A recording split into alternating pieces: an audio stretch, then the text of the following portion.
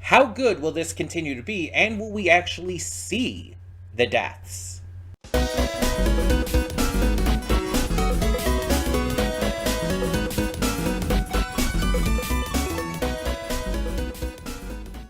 Hey everyone, welcome to Prince of the Gay. I'm your host Connie, and welcome to my blind reaction to Cabinet of Curiosities Episode 2.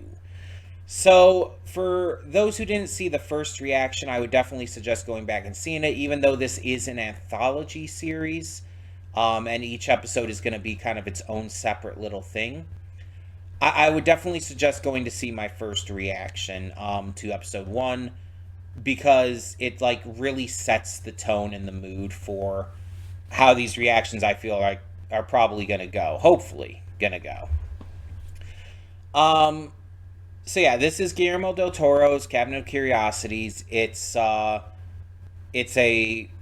anthology horror series, and the first episode, which was Lot 63, something like that, was really fucking good. Like right off the bat, it impressed the shit out of me.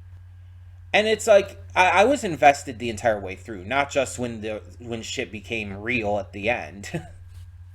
Like it kept me invested, it kept me interested by, interestingly enough, having the main character be kind of the fucking worst. Like we have this guy, I can't think of the actor's name right now, but he's he's just an absolutely atrocious, terrible human being. He's racist. He's like extremely rude constantly to everyone. He's selfish and greedy beyond reason. He's a terrible person. And so you're watching this knowing it's a horror anthology, seeing this character who is just insanely insufferable and terrible and unlikable. And so you're thinking like, "Oh, I'm going to have fun watching him die." And then things start getting interesting once you start learning more about what's going on. You start seeing like the Nazi shit, you start seeing the demonic supernatural shit, and it starts building up to everything. And then it introduces this German appraiser guy who's like helping identify these satanic ritual books. And once he starts identifying things and starts explaining everything behind them, it's like just getting more and more interesting. And then you have the ending where they discover that secret room like behind the storage locker, and all of a sudden it leads to this like literal demonically possessed and transformed girl in the middle of a satanic circle. And it's just like, oh, this got very real. And it just, ends up going to this guy trying to escape and getting locked out by this woman who he was, atrocious towards earlier on. And the idea was brought up in the comments last time, I believe, about like, or I think it was more actually that it was going to be brought up, but the person who was trying to comment, their comment was like getting deleted or something, and then they messaged me about it, or they put it on Discord or whatever. Either way, the idea was brought up last time, that is what the woman did right, because she had her locker and she couldn't pay. There was this mix up about her moving, and the guy who ran the storage facility misunderstood something and accidentally sold her well, not accidentally, but sold her locker when he wasn't supposed to our main character. She tries to say like, "Oh, can I get in there? I just need to get whatever's left," and everything. There were photos in there and stuff, a lot of memories, and he's basically like saying, "You pay me for it, I'll give it to you." And he's just being an asshole and everything. He ends up like berating her and treating her like shit and just not letting her get her stuff from it. So at the end, when he's being chased by the demon, his only way out, his only way to freedom, presumably, is out through this door, but it's locked on the inside, so someone has to let him out. This woman comes to the door and she just doesn't do it. She just does not open it. And so the question is she in the right for doing that because of how he treated her? Or is it just kind of like this karmic thing where um it's like two wrongs don't make a right, and she's being, kind of just as bad because she's leaving him to his death? The thing is, she doesn't know she's leaving him to his death. That's one thing you have to account for. She doesn't fucking know about the demon. Like, she has no clue about that. She just saw that this guy was stuck in there. He was begging her to let him out. He was, like, obviously desperate, but that could be for a number of things. She had no reason to believe he was in, like, necessarily real, horrific danger like that. She was angry and upset at him for what he did, and she just didn't let him out. She didn't, like, kill him herself, and she didn't, she wasn't really at fault there for his death. Because, again, she didn't even know that was happening. It's just one of those cases where, like, she didn't know the active danger he was in, especially to that degree. And so she can't really be held liable for that, or accountable, or whatever you want to say. It's not her fault. Um, but yeah, it started off really good and just kept getting better. And the design of the demon, Guillermo del Toro always hits with his designs. He's phenomenal at that. It was just really good, and I'm really interested to see where the rest of this anthology goes. Like, how are they going to do, like, different types of horror? Because that was obviously, satanic demonic horror. Are they going to do? Are they going to have, like? I think they have a bunch of big names in this series, because I believe that was one of the big selling points for me. I mentioned this last time too. That I believe that they had a bunch of big names here, which a lot of anthology shows tend to do. So I'm very curious to see, like, who else would be in it and what other kind of stories we get, what other kind of horror we might get. There's, like, so many possibilities. Like, yeah, obviously Guillermo del Toro tends to work a lot with satanic stuff and, creature designs and whatnot. But there's still a lot of other things that he can do. And I definitely want to see, like, how far he's able to really take this. Because in the first one, we don't see the guy's death. We see, like, the tentacles starting to envelop him, but it kind of cuts away and everything. So we don't actually see him physically die. But yeah, I'm very, very curious, very excited, because this could be like an early front runner for one of my favorite, not anime, one of my favorite shows of 2025. It's very possible after that first episode. So let us get into this and see what this second episode has in store for us. Oh, and before we do, I think it's just a little bit shorter than the first episode. They're going to kind of vary in length because, again, anthology series is kind of how it works. Probably just anywhere between half an hour to an hour. So let's get into this and see what we have in store.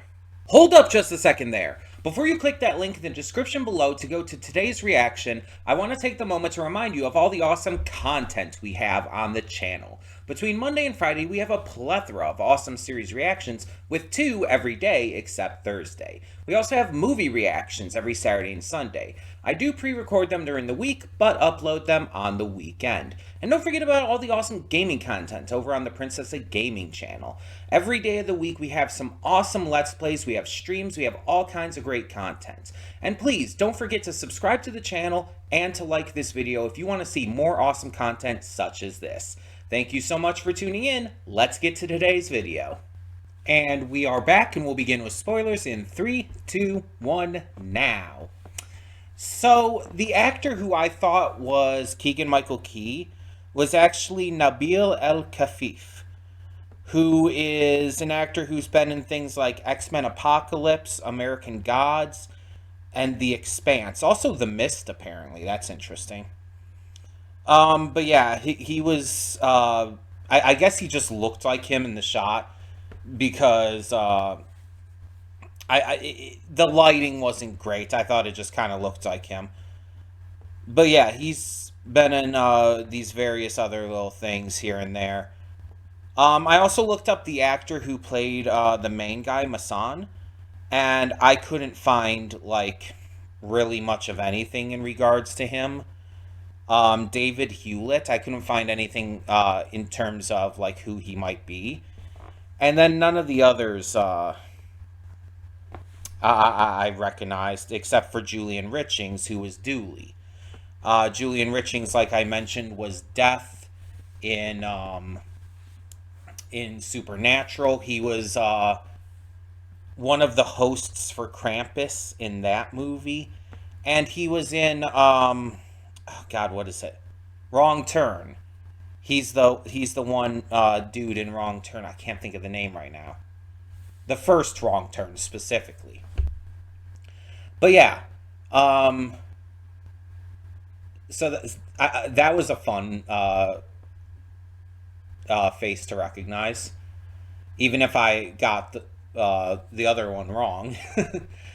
So yeah, this episode seems to have a very similar kind of message to it, but it's portrayed and shown very differently. In the first one, our main character was not just greedy and selfish, but aggressively and rudely so. He was a terrible person who was extremely, like, mean, for lack of a better word, towards everyone around him. He was racist. He was a piece of shit towards just random people around. He was horrible. Here, Masan is, I mean, he's not the best person, but he at least acts nice to people. He's not going to be aggressively rude and mean spirited towards everyone. He's going to put on kind of a mask to pretend he's this charming individual. And he seems to like, kind of impersonating like a graveyard owner and everything as well, because it gets, it allows him to do his job and everything. So we find out that he also, like the guy in the first one, owed money. Though it seemed the financial situation with that was, again, different. He wasn't being attacked over it and shit. But in order to get this money, he, grave robbed. He grave robbed, sold the stuff to get it, and he found out about this, rich asshole, who, had died and had all this gold in his mouth and everything. But on top of that, also had this fancy ass sword that could fetch a lot of money. And so he went to try and get it, and that's when the rats stole the body and everything, and stole, you know, had been stealing all this jewelry and stuff. And apparently they have a queen. This giant, horrific, monstrous rat queen. It's like, alright, that's a thing. Pretty freaky. Great design, obviously. Guillermo del Toro. I talked about this in the first episode. He's just great with monster designs, but clearly also with monstrous animals.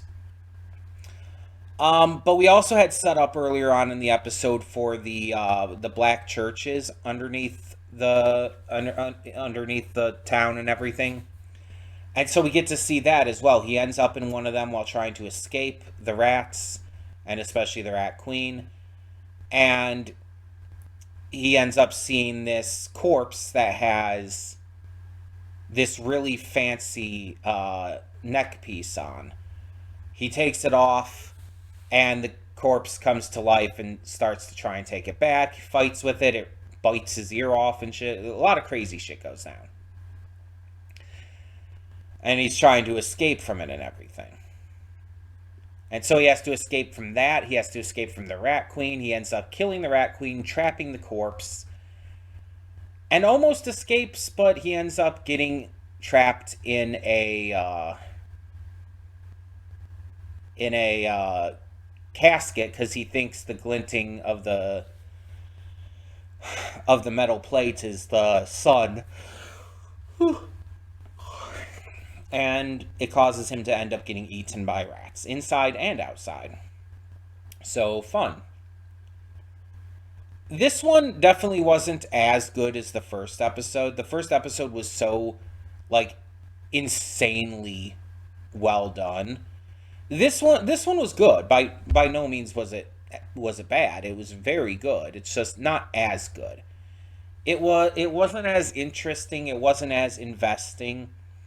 The monsters came like a little more out of nowhere, I would feel. Like I felt like there was definitely setup for them. There was definitely build up to them happening with Masan talking about the rats and everything and talking about the black churches. But there wasn't as much build up and it didn't feel as natural. Like when the giant rat queen came out, it's like I was like really just like surprised by that. Like it never even crossed my mind that that would happen. And I heard the talk about the black churches, but I thought this was going to be about the rats at this point. And so when he actually came upon that and the corpse zombified, it's like I was kind of excited about that. I was enjoying that it zombified because that's just fun. But it also felt like it was just like, okay, why did we need that at this point?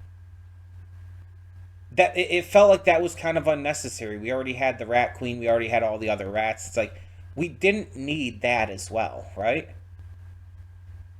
It felt completely unnecessary.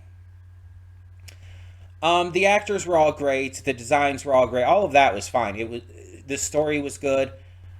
My only real issue is that ending bit, or rather, the fact that there's just so much in this by the end that it feels like there's some things that were just unnecessary and it overcrowds it a bit. But yeah, it's still good. It's just not as good in my opinion. I feel like it should have just stuck to the Rat Queen and just the rats in general. The Black Church, the zombie, completely unnecessary. It completely felt unnecessary and honestly wasted. Like you didn't need that to get the point across. You didn't need that for any extra scares. You could have just done the Rat Queen. That would have been fine. Um, I like the ending, the very end, like when the two younger grave robbers open the casket and find him in there. I think that was a good flip on the beginning of the episode. I really like how they did that.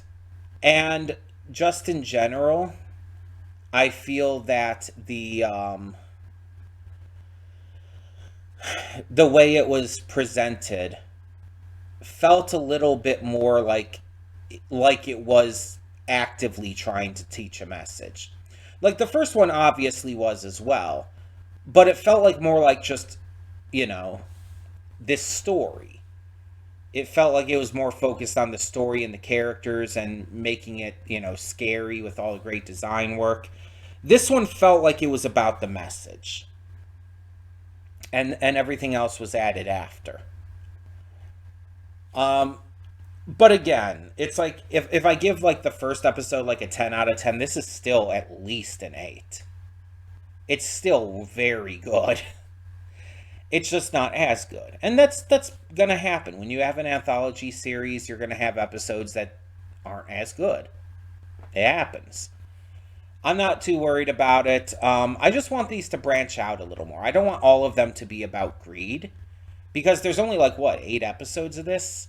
It's like I want there to be more diversity in what we touch on in this.